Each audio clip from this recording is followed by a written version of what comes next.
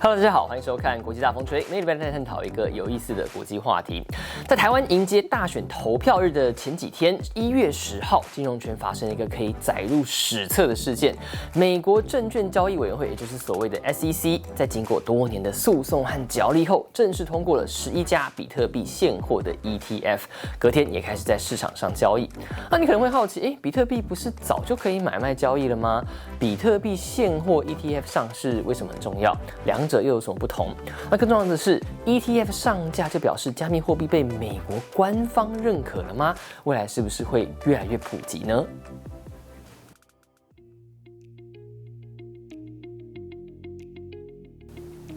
在介绍 ETF 之前，先让我们简单来说说什么是比特币。在2008年11月，有一位化名叫中本聪的人在网络上发表了比特币白皮书，也让比特币成为世界上第一个，也是目前共识最强的加密货币。现在各国的法定货币由政府发行，由各家银行负责存放和验证交易，但比特币要创造所谓去中心化的体系，不需要政府发行，也不需要银行管理。比特币没有实体的形态，所以叫虚拟货币。而比特币的交易呢，全部记录在区块链的账本上，在匿名的前提之下，开放所有人查看和验证，维护记录正确性和对体系的信任。验证交易的动作呢，俗称挖矿，而挖矿的人就俗称矿工。比特币就是他们维护账本正确性的奖励。那如此一来，就不需要像传统货币一样由银行担任验证交易的角色。这个机制可以达到去中心化的目的，也让所有愿意参与的人共同维护区块链，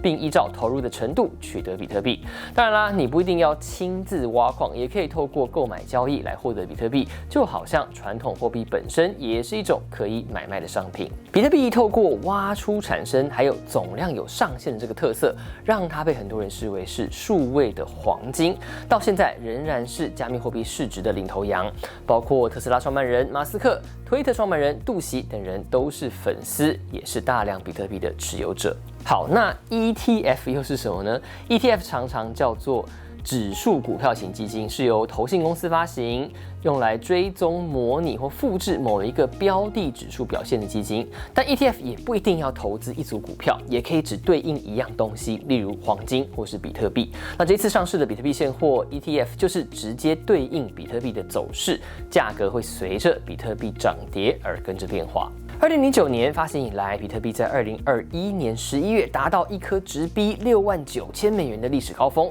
但经过之后一连串币圈的暴雷事件，也让它的价格在2023年初跌回每颗$16,000左右。不过之后呢，又逐渐爬升，今年又回到了$40,000以上。换句话说，比特币交易已经超过15年了，那为什么还需要比特币 ETF 呢？这是因为呢，透过虚拟货币交易所还有虚拟钱包买卖比特币的人，毕竟还是少数。如今比特币 ETF 上市，代表只要有美股账户，就可以像一般股票一样挂单购买，大大拓展了潜在可以接触到的投资人。那有了政府的批准，还有金融机构的背书，也可以增加投资人的信任感。此外，这些金融机构也会向其他投资机构退休基金一般投资人推销比特币 ETF， 让以前不曾考虑购买比特币的人进入市场。因此，大多数人对 ETF 上路之后比特币的长期发展都感到乐观。根据统计呢，11档比特币 ETF 上市的第一天，总交易量就达到了46亿美元，几乎是世界2大 ETF， 也就是投资多元产业的 SPY， 还有科技股为主的 QQQ， 那一天加起来的交易总额，可以看出市场的兴趣相当浓厚。话虽如此，比特币的价格却在 ETF 开放交易的那一天开始下跌。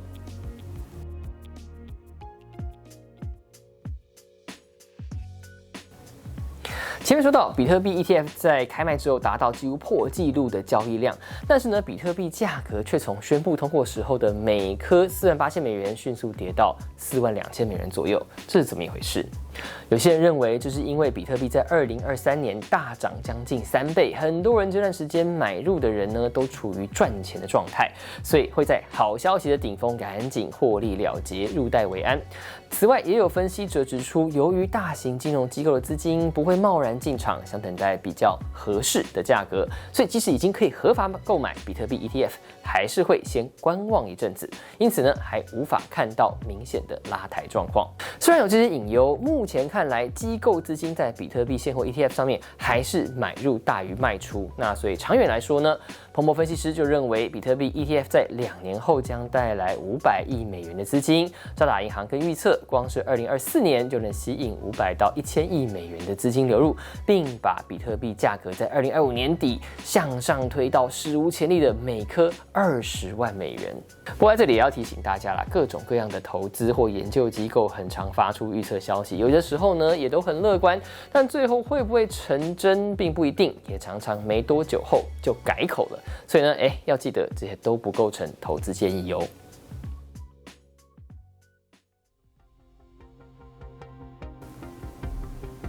与其盲目猜测比特币价钱可以到哪里，从比特币 ETF 通过的这个过程或许更值得思考的是，这表示美国政府认可比特币或加密货币了吗？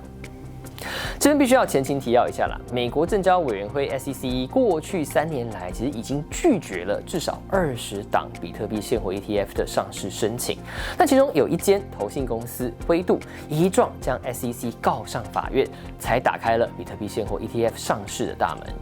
过去这段时间呢，灰度一直希望把已经在美股市场合法交易的自家比特币信托基金转变成性质高度类似的比特币现货 ETF， 但一向对加密货币产业抱持负面态度的美国证交会主席詹斯勒用尽各种理由拒绝和拖延，但在灰度提告之后，法院在2023年8月判决 SEC 败诉，因此呢无法再阻挡下去。如今11档 ETF 上市之后呢，詹斯勒在声明当中还是语气凝重，表示这不代表 SEC 认可比特币，强调比特币还是一种具有投机性和波动性的资产。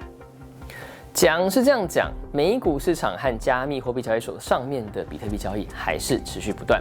那大家可能会想说，比特币除了作为一种投资或避险工具，在日常生活中真的能用吗？目前有一些大企业，包括法拉利、Gucci、AMC 影城、NBA 的达拉斯独行侠队直播平台 Twitch 在内呢，都逐渐开放使用比特币消费。那根据 BTC Map 的网站统计呢，2023年之内，全世界接受比特币交易的商店呢就跳了2倍，截至去年底来到6000多家商店。也有人会质疑，当这些金融机构资金呢大举进入，比特币所谓的去中心化特质会不会受到影响？严格来说，即使美股市场上出现比特币的现货 ETF， 比特币本质依然是不变，因为发行量的上限还是存在，每个人都可以挖矿、维护账本、检查所有交易记录的特质也不变。当然，长远来说，假如有一天大部分比特币都被华尔街握在手里，或许会产生价格操弄的风险。但在那之前，金融机构开始接受，官方也准许上市的趋势之下，反而能让这一个过去许多人敬而远之、观而忘之的金融商品被更多企业和投资人接受。无论如何，在加密货币的发展史上，都是重大的里程碑。各位大风吹，我们下回见。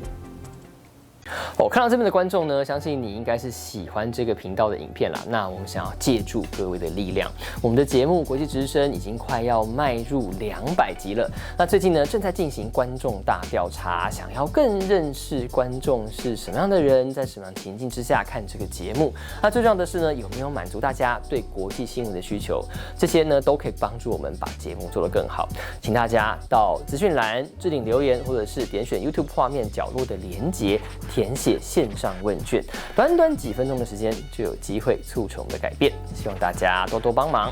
那影片最后呢，要感谢所有付费支持我们的频道会员，尤其是每一位干爹干妈等级的会员，每个月1杯咖啡的钱就可以赞助我们做出好内容，希望大家可以考虑一下。那如果你觉得今天这支影片还不错，也请按赞影片、订阅频道、开启小铃铛，就有所通知，就不会错过我们的最新影片喽。